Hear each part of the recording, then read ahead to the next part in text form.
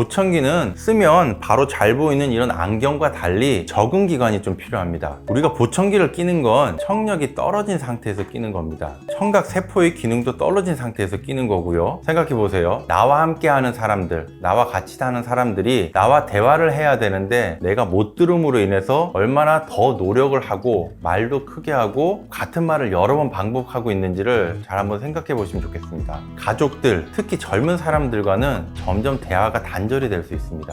안녕하세요. 기코목은 닥터 찬찬 송찬일 원장입니다. 여러분 텔레비 보실 때 계속 소리를 좀 이렇게 키우지 않으시나요? 식당이나 카페에서 대화 내용을 놓치거나 혹시 이렇게 대화 중에 지나치시는 일이 많아지거나 혹은 가족들에게 뭐라고 했지? 자꾸 대묻게 되신다면 여러분들에게 보청기가 필요한 타이밍일 수 있습니다. 내 나이가 몇인데 벌써 보청기라고 하고 걱정하실 수도 있으실 텐데요. 오늘은 제가 이비인후과 전문의로서 여러분들께 정확한 보청기 정보를 알려드리겠습니다. 언제 보청기가 필요한지부터 병원에서 보청기를 했을 때의 장점까지 끝까지 함께 해주세요.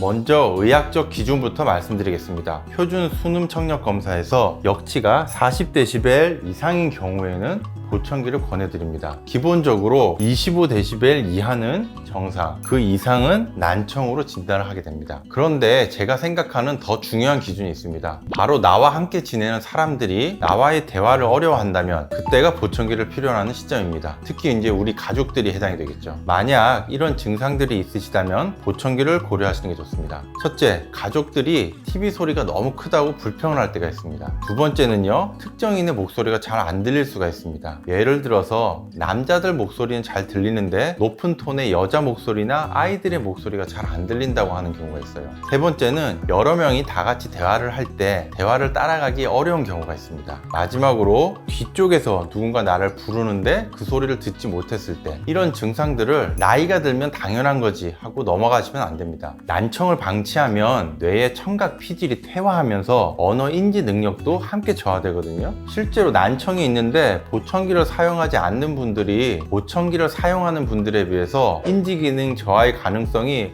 훨씬 높다는 연구 결과가 있습니다. 이제 병원과 보청기 센터의 차이점에 대해서 알려드리겠습니다. 가장 큰 차이점은 바로 정확한 청력 검사입니다. 보청기 센터에서는 주로 기본적인 청력 검사만 하지만 병원에서는 훨씬 더 종합적인 검사를 합니다. 병원에서 하는 검사들을 보면 기본적인 청력을 측정하는 표준 수능 청력 검사부터 말소리를 얼마나 잘 구분하는지 확인하는 어음 청력 검사, 뇌의 유모세포 기능을 평가하는 이음향 방사 검사가 있습니다. 마지막으로는 뇌로 전달되는 청신경의 기능을 확인하는 청성뇌관 반응 검사가 있습니다. 보청기 전후를 비교하는 검사도 당연히 하고 있습니다. 이런 종합적인 검사들을 통해서 보청기가 필요한 것인지 아니면 수술이나 약물 치료로 해결을 할 수 있는지를 감별을 합니다. 그리고 그 결과에 따라서 치료를 안내해드리고 보청기가 필요하다면 어떤 종류가 적합한지를 판단할 수 있습니다. 동일한 난청 상황에서도 환자분들에게 가장 필요한 치료가 뭔지를 확인할 수 있다는 게 병원의 가장 큰 장점이죠. 그러면 보청기 종류를 알아볼까요? 보청기는 여러 가지 형태가 있는데요. 크게 두 가지 형태로 나눌 수가 있습니다. 먼저 첫 번째 형태는 귀 안쪽으로 들어가는 귀속형 보청기입니다. 장점은 눈에 잘 안 띈다는 겁니다. 미관상 부담은 좀 적지만 모든 분들이 다 사용할 수 있는 건 아닙니다. 고도 난청에서는 적합하지 않을 수 있고 습기나 이 귀지에 좀 취약한 면이 있습니다. 두 번째는 귀 바깥쪽으로 걸어서 쓰는 형태의 귀걸이 보청기입니다. 요즘은 귀걸이형 보청기 중에서도 오픈형 보청기라고 해가지고 아주 기능이 좋은 보청기가 있습니다. 충전식도 되고요, 블루투스 기능까지 있는 것도 있습니다. 성능은 귀속형에 비해서 좋지만 외부로 이게 좀 보이다 보니까 조금 부담스러워 하시는 분들이 종종 있긴 합니다. 여기서 가장 중요한 건 본인이 원하는 형태와 실제 청력 상태가 잘 맞는지입니다. 어떤 주파수가 더 많이 떨어졌는지, 난청이 어느 정도인지에 따라서 적합한 보청기가 달라지게 됩니다. 귓구멍이나 고막의 상태에도 영향을 받습니다. 나는 남들이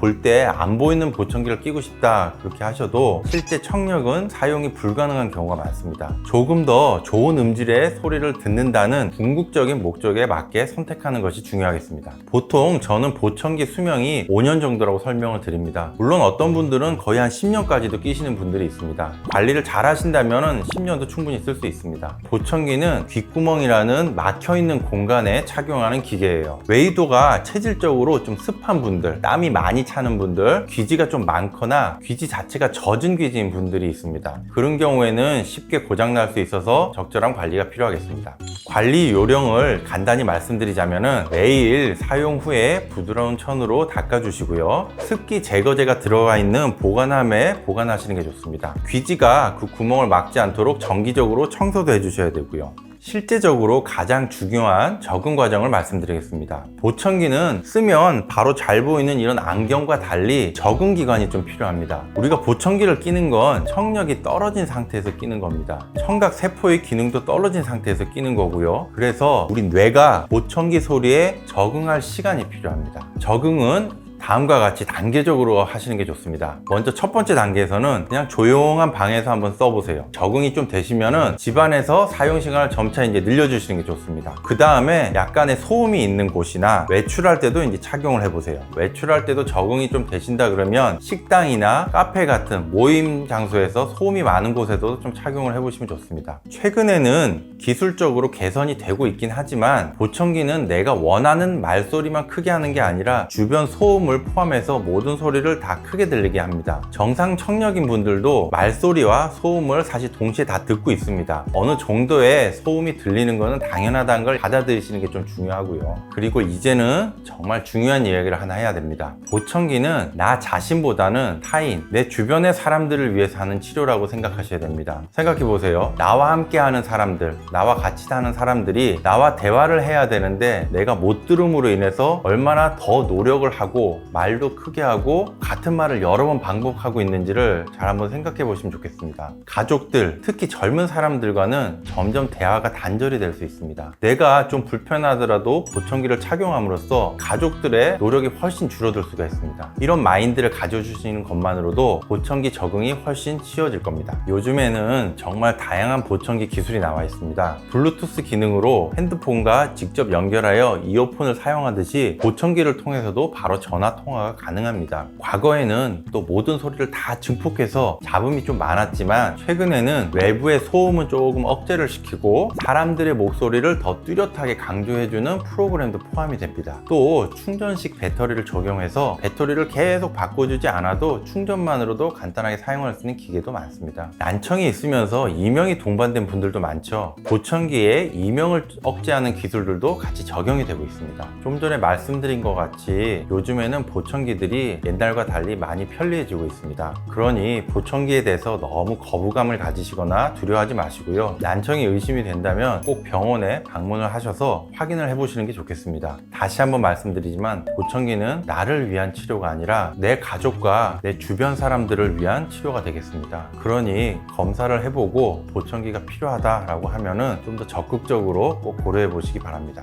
오늘은 보청기에 대한 정확한 정보를 알려드렸습니다. 핵심을 다시 정리하자면 첫째, 보청기는 흉이 아닙니다. 눈 나쁜 사람이 안경 쓰듯이 귀가 약한 분들이 청력을 교정하기 위해서 쓰는 의료기기입니다. 둘째, 정확한 검사와 전문적인 피팅이 필요합니다. 마지막으로 적응 기간이 필요하기 때문에 약간의 인내심을 가지고 단계적으로 사용하는 것이 중요하겠습니다. 청력은 한번 손상이 되면 되돌릴 수가 없습니다. 하지만 적절한 시기에 적당한 보청기를 사용한다면 충분히 활기찬 일상을 되찾을 수 있습니다. 특히나 가족분들이 옆에서 권하신다면 그때는 진지하게 고려해 보시는 게 좋겠습니다. 여러분의 삶의 질뿐만 아니라 가족분들의 삶의 질도 함께 좋아질 수 있습니다. 나중에 정말 안 들리면 그때 가서 하지 뭐 하고 미뤄두시다가 그때 가서는 보청기를 하려고 해도 뇌 기능이 이미 떨어져서 적응이 안 되면서 효과가 상당히 제한적일 수가 있습니다. 조금 일찍 시작하시는 게 훨씬 좋은 결과를 가져다 준다는 사실을 잊지 마시기 바랍니다. 저희 서울 아산 이비인후과에서는 대학병원급 정밀 검사로 여러분들의 청력을